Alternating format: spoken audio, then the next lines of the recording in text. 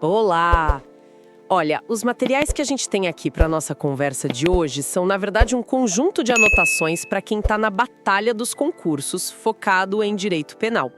E a nossa missão aqui é bem clara: organizar esses conceitos que são fundamentais. Mas, sabe, em vez de só listar um monte de definição, a gente vai tentar montar um quebra-cabeça. As peças são os conceitos básicos, um pouco da história da punição e as teorias da criminologia. Sozinhas, elas são só informação, né? Mas juntas, elas revelam a imagem completa de como a nossa sociedade decide quem é criminoso e principalmente por quê. É uma ótima maneira de colocar. Porque é exatamente isso que as bancas mais sofisticadas estão testando hoje em dia. Exato. Não é só se a pessoa decorou o que é o princípio da legalidade. É se ela entende por que ele existe. E como ele se choca com outras demandas da sociedade. Tipo, o clamor por mais segurança, por exemplo. Faz todo sentido. Entender essa lógica, essa tensão entre os conceitos, é o que transforma o estudo em conhecimento de verdade. Perfeito. Então vamos começar pela peça central desse quebra-cabeça. O que é, afinal, o direito penal? O material define como um ramo do direito público. Isso. Porque regula a relação entre o Estado e o indivíduo. E é uma relação bem desigual, né? De um lado, o cidadão, e do outro, o Estado com todo o seu poder de punir. Exatamente. E essa já é a primeira distinção que, olha, é crucial para qualquer prova. Esse poder que o Estado tem de punir, sabe? De criar crimes, aplicar as penas. Ele tem um nome técnico. O jus puniendi. Perfeito, o jus puniendi. Isso é o que a gente chama de direito penal subjetivo. É o poder em si. Agora, o conjunto de leis que coloca esse poder em prática, que diz matar alguém dá pena de 6 a 20 anos... O que está escrito no Código. Isso que está no Código Penal, nas leis. Isso é o direito penal objetivo. É a regra do jogo, digamos assim. Certo. Então, de um lado, o poder de punir, do outro, as leis que exercem esse poder. Mas o ponto-chave e a razão de toda essa conversa é que esse poder não é absoluto, né? De jeito nenhum. Se fosse, a gente viveria num regime de terror. Então, a grande batalha no direito penal é essa, entre o poder do Estado e a liberdade do indivíduo. Cada princípio que a gente vai discutir é, na verdade, uma arma para limitar esse poder. Uma arma ou um escudo, dependendo do ponto de vista. E o mais poderoso de todos, a viga mestra de tudo, é o princípio da legalidade. Aquela frase em latim que todo mundo que estuda direito conhece. É essa mesma. Nullum crimen, nulla poena sine lege. Ou seja, não existe crime sem uma lei anterior que o defina e não existe pena sem uma previsão legal anterior. E isso parece tão óbvio hoje, mas é uma conquista civilizatória gigantesca. Significa que eu não posso ser punida pela vontade de um governante, ou porque a sociedade acha algo imoral. Exato. A conduta tem que estar descrita, tintim por tintim, numa lei, e aqui tem uma pegadinha clássica de concurso, certo? Não é qualquer lei. Exato. É o que a gente chama de reserva legal.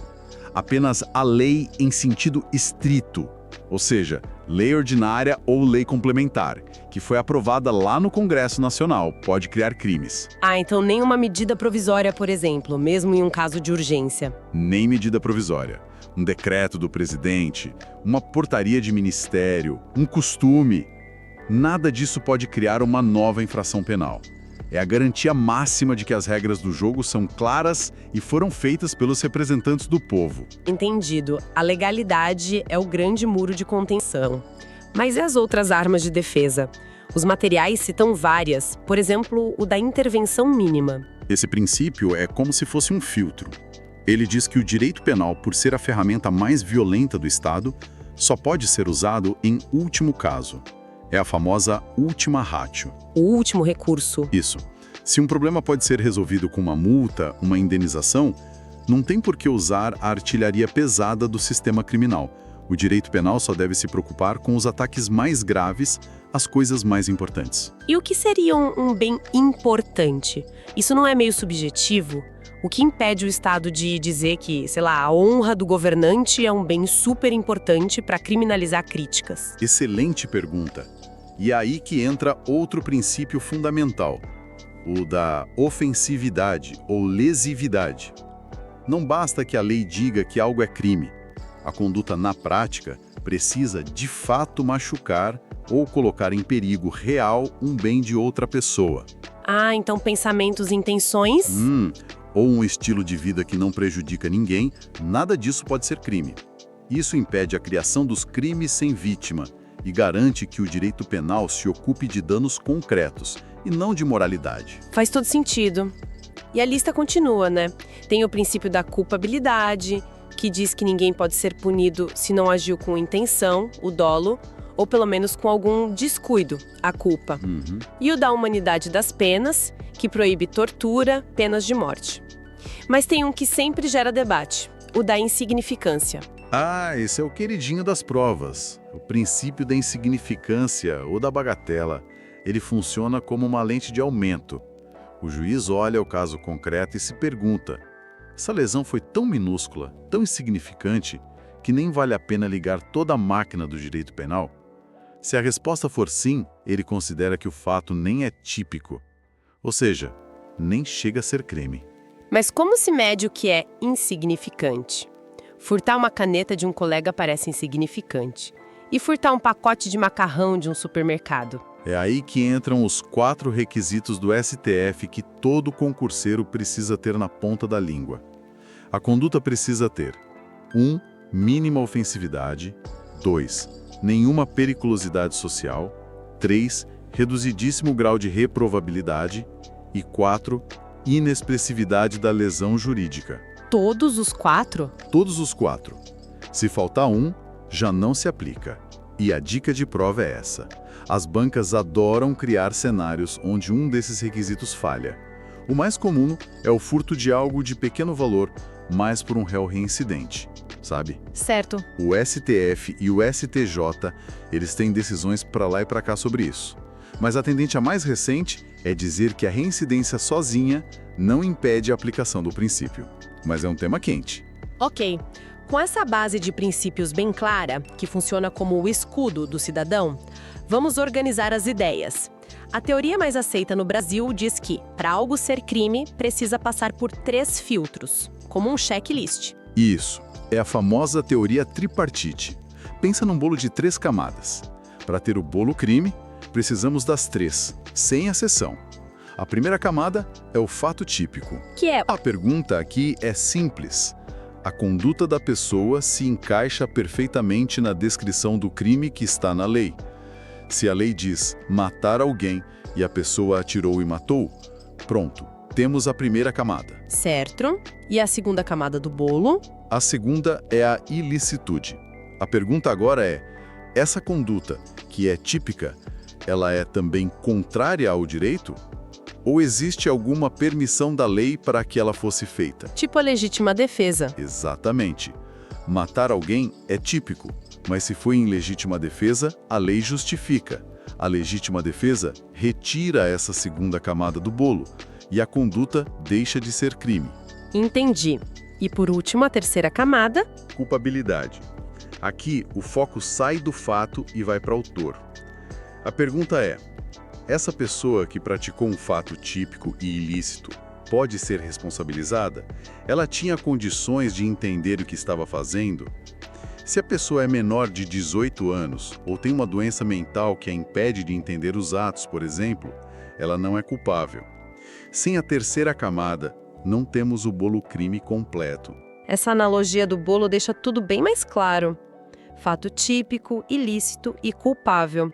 Mas esses princípios e teorias não surgiram do nada, né? Eles foram, na verdade, uma reação a um passado onde punir era um ato de vingança brutal. Exatamente. A história do direito de punir é uma história de sangue e poder. O material de estudo divide essa evolução em fases. Começa lá atrás com a vingança privada. O olho por olho, dente por dente. Isso. A justiça era feita pelas próprias mãos da vítima ou do seu clã. O que, bom, gerava uma violência sem fim. Depois, o poder de punir sobe para uma instância, digamos, divina. Sim, entramos na vingança divina. O crime passa a ser visto como uma ofensa aos deuses. A punição, aplicada por sacerdotes, era extremamente cruel e servia para purificar a comunidade. Depois, com a centralização do poder nos reis, vem a vingança pública Onde o soberano toma para si o monopólio da força. e usa isso para afirmar seu poder. As penas eram espetáculos públicos de tortura, desproporcionais, feitos para aterrorizar a população. E é nesse cenário de horror que surge uma das maiores revoluções do pensamento ocidental, a fase humanitária, impulsionada pelo Iluminismo. E a grande estrela aqui é um italiano, Cesare Beccaria. O livro dele, Dos Delitos e das Penas, lá de 1764, é um marco. Ele defendia ideias que hoje parecem básicas, mas que na época eram radicais. Como que, por exemplo? E as penas precisam ser proporcionais ao dano, que elas devem ser previstas em lei para todo mundo saber as regras do jogo. E o mais importante, a finalidade da punição não é torturar o corpo do infrator, mas sim impedir que ele e outros cometam novos crimes. A ideia de prevenção. Beccaria soa como um herói nessa história, mas as ideias dele foram aceitas assim, de imediato? Ou ele foi visto como alguém que estava, defendendo bandidos, para usar uma expressão que a gente ouve até hoje? Foi exatamente essa a reação de muitos. Acusaram ele de enfraquecer o poder do Estado, de ser ingênuo. A transição não foi da noite para o dia. Foi um processo lento. O que é crucial para quem estuda é entender que toda a base do direito penal moderno, legalidade, proporcionalidade, humanidade, tudo isso é herança direta desse pensamento iluminista. Entendi. Cada princípio é uma trincheira cavada para defender o cidadão daquele poder absoluto. Perfeito. E essa ideia de pensar o porquê das coisas e não só o quê, nos leva direto para nossa última peça do quebra-cabeça, a criminologia. Ótima ponte. Se o direito penal é a ciência do dever ser e lhe dita as regras, a criminologia é a ciência do ser. Ela não quer saber se a pena para o furto deve ser de 1 a 4 anos. Ela quer saber por que as pessoas furtam, na vida real. Isso. Por que furtam? Quem são elas? Quem são as vítimas? Como a polícia, o judiciário, o chamado controle social, como ele reage a isso? É uma ciência empírica, que observa a realidade. E para observar essa realidade, ela desenvolveu diferentes lentes, que são as escolas criminológicas. O material destaca 3. A primeira é a escola clássica, que tem o Beccaria como um dos precursores. Para a escola clássica, o criminoso é um ser racional como qualquer um de nós.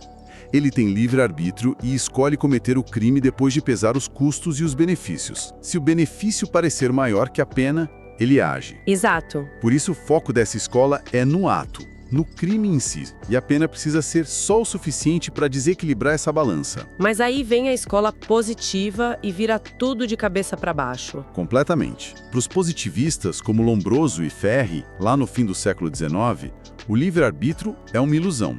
O crime não é uma escolha, é um resultado de fatores que determinam o comportamento. Fatores biológicos ou sociais, né? Biológicos, como na teoria do criminoso nato de Lombroso, ou sociais, como a pobreza, a falta de educação. O foco sai do crime e vai para a figura do criminoso, que é visto como alguém perigoso ou doente, que precisava ser tratado ou neutralizado. Essas duas visões são totalmente opostas.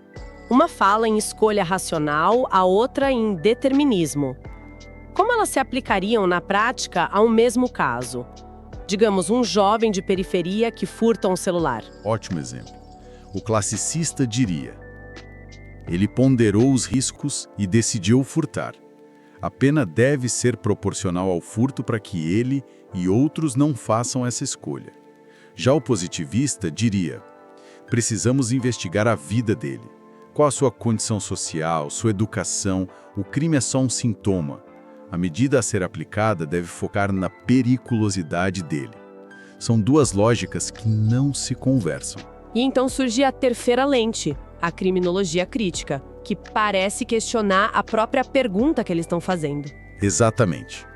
A escola crítica, mais recente, olha para esse cenário e pergunta: mas quem disse que furtar celular é o grande problema? Por que o sistema penal se foca tanto nesse tipo de crime, praticado por classes mais baixas, e ignora os crimes de colarinho branco, a sonegação fiscal, que causam um dano social muito maior. Nossa, Para a criminologia crítica, o crime não é um fato natural, mas uma etiqueta que o sistema de justiça aplica de forma seletiva. O foco dela é no poder, quem cria as leis, para proteger quais interesses e para punir quem. isso muda toda a perspectiva. E dentro desse estudo mais amplo da realidade, os materiais dão um destaque para a figura da vítima, onde ela entra nisso tudo. Pois é, por muito tempo a vítima foi a grande esquecida do processo. A vitimologia surge como um ramo da criminologia para estudar justamente o papel dela. Ela analisa se a vítima, de alguma forma, contribuiu para o crime, as consequências que ela sofre e como o sistema de justiça a trata, o que muitas vezes é um segundo trauma, a tal da revitimização. Certo, então, montamos o quebra-cabeça, vimos as regras do jogo, os princípios que limitam o poder, viajamos pela história para entender como essas regras nasceram e, por fim, analisamos as diferentes lentes da criminologia. A imagem que se forma é Complexa. extremamente. E o estudo, claro, não acaba aqui. Essa base teórica é o mapa, mas para conhecer o território é preciso caminhar por ele. Isso significa ler a lei seca, o texto do Código Penal e, acima de tudo, resolver centenas de questões de provas. É na prática que essas tensões entre os conceitos ficam claras. Perfeito! Uma base sólida para continuar os estudos. E sabe, para deixar uma reflexão final, o direito penal moderno, o dos manuais, ele se baseia nas garantias individuais, na ideia de culpabilidade, herança clara da fase humanitária de Beccaria.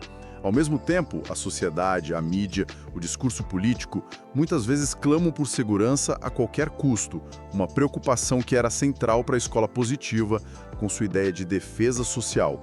A pergunta que fica é: como o sistema de justiça criminal no dia a dia, desde o policial na rua até o ministro no Tribunal Superior, como ele equilibra a proteção do indivíduo contra o poder do Estado com essa necessidade de defesa social?